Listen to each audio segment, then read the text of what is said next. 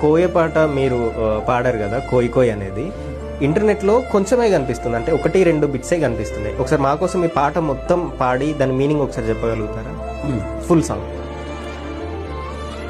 కోయా రే కోయ్ కోయ్ కోయా భామారే సందమామా కోయ్ కోయ్ కోయ్ కోయ్ కోయా రే కోయ్ భామారే సందం అంటే సందమామ లాంటి అందం కలిగిన మనుషులు.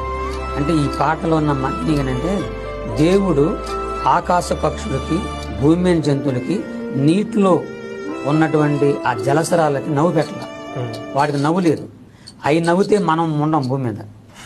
జంతువులు నవ్వితే, ఆకాశ పక్షులు నవ్వితే మనం భూమి మీద ఉన్నాం. వాటికి నవ్వు పెట్టాల. కేవలం మనిషికి మాత్రమే దేవుడు నవ్వు పెట్టాడు. ఆ నవ్వుని సాత్తనుడు అనేవాడు కుటుంబాల పరంగా, భార్యాభర్తల ప్రకారంగా, సమాజ ప్రకారంగా మనుషులకు నవ్వు లేకుండా చేసేస్తున్నాడు. నవ్వు లేకుండా దుఃఖంలో ముంచేశాడు. అలాంటి దుఃఖంలో నుంచి దేవుడిని చెప్పాడంటే, మీ దుఃఖమును సంతోషంగా మారుస్తా నా దగ్గర రమ్మన్నాడు. పిలిపి 4:4 ప్రకారంగా ప్రభునందు ఆనందించుడి, మరలా చెప్తును ఎప్పుడు ఆనందించండి. ఈ రోజున డాక్టర్ మహానుభావులు కూడా కొన్ని చెప్తున్నారు, మీకు రోగాలు రాకుండా ఉండాలంటే మెయిన్ నవ్వండి, సంతోషంగా ఉండండి.